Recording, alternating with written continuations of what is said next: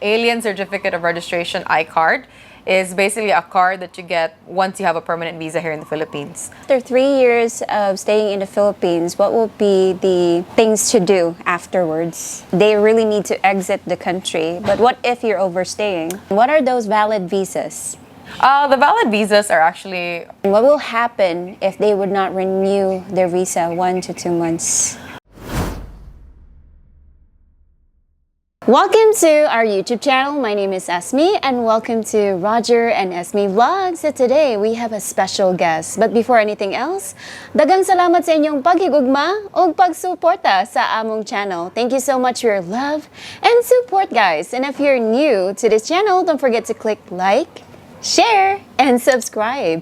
And hit the notification bell for new uploads or new videos. So, who is this lovely lady that we have today? So can you introduce your name? Hi, I'm Heidi. I am the owner and managing director of CNG Consulting. Yes, of course. Most of you would wonder, what is CNG? So she would explain that right now. So CNG Consulting is basically what I like to call an expat one-stop shop. So we help expats that come here to the Philippines with their immigration concerns. So if you want to move here and require a visa, we help you with that. We also help with business registration. If you want to start a business here in the Philippines, we're here for you. So basically anything that involves expats and the government and basically settling here in the Philippines. Who needs the visa? In the Philippines? Yes. Yes. So I know there's a lot of expats that come here and take advantage of the 3-year visa. Yes. So the 3-year, the 9A tourist visa here in the Philippines is actually valid for a maximum of 3 years. But you need to do extensions every 2 months or before there was 6 months, but that's not a possibility right now. So when you arrive to the Philippines, especially if you don't need a visa to come here, you get a 30 days visa on arrival. So you extend that. First extension will be done at the Bureau of Immigration for 1 month. And then second extension would be every 2 months for a maximum of 3 years. But if you are here in the Philippines and you're residing here, I would definitely recommend to get a permanent visa. Because it gives you, less exposure if the immigration might do checkups, especially if you have a business or you're working here. I would definitely suggest to get a permanent visa here in the Philippines or a legitimate visa just to avoid any liabilities. Yes, it's much convenient too. It's much convenient. You have multiple entry and exits to the Philippines. So the current situation right now is you actually have to show a return flight. With this visas that our country offers, you don't have to do that. Yes, that's perfect, guys. Okay, in their visa, how long can they stay in the Philippines? It depends. So the SRRV that I mentioned earlier, they can stay for as long as they want. They're basically becoming permanent residents here in the Philippines. For the 13A, also the same. You can stay for as long as you want. I think the ones that have a time frame is just the 9G working visa. That's one of the most common ones. So the 9G working visa is actually valid for 1, 2, or 3 years, depending on what you will apply for. Wow. Yeah. Okay. So a lot of them are basically for long term.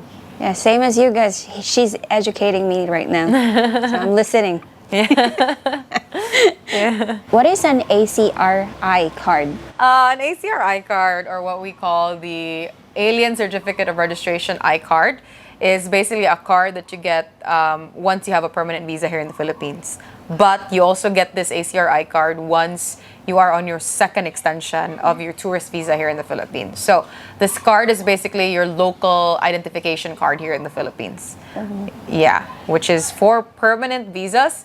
You cannot leave the country without this. But for 9A visa, it doesn't really matter. You can still leave the country without it. Would you recommend our expats to bring it all the time?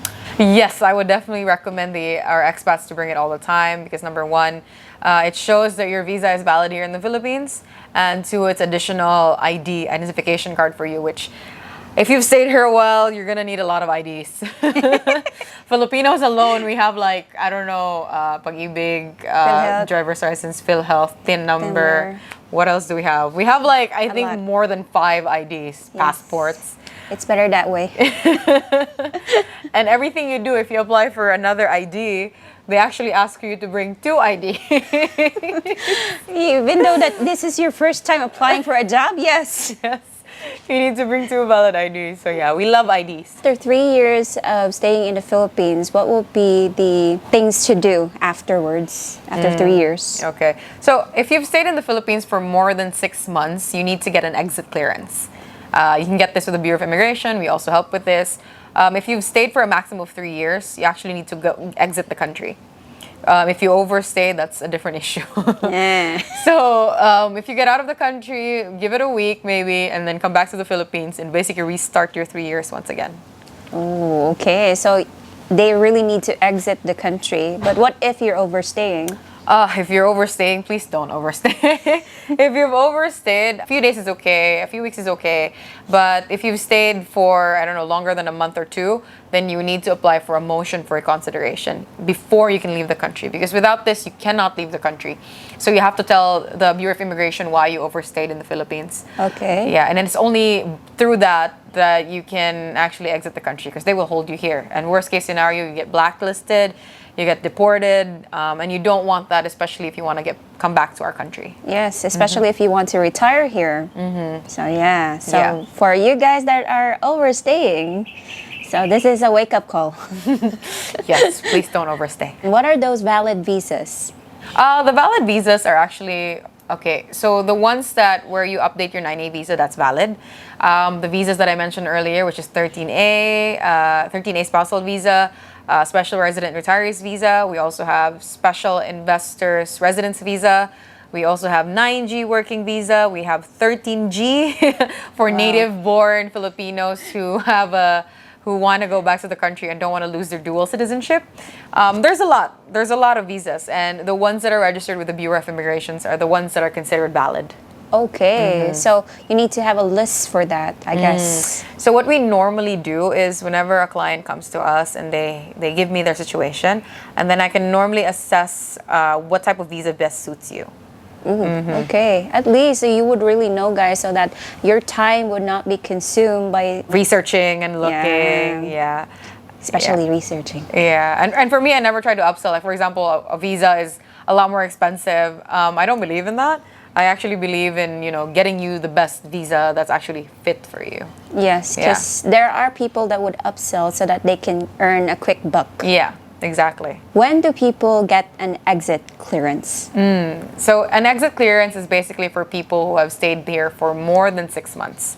Or 6 months. On the 6-month mark, if you stayed here for 6 months, get an exit clearance. And normally you need personal appearance at the Bureau of Immigration. So you just go there and bring 2x2 photo, fill out a form, and bring your flight details. Because if you're leaving soon, then they will prioritize you. So depending on where you are, if you're in Manila, it could normally be released in same day or maximum of 3 days. If you are in Cebu, normally this gets released a week to a month, really depending on your flight details. So please, if you're doing an exit clearance, please bring your flight details. Okay. Would you recommend them to fly over to Manila instead of Cebu? Really, it depends on you. So if you want it to be faster, then definitely Manila, because that's the main office. If you're not really pressed for time, then any immigration office. Okay. Yeah.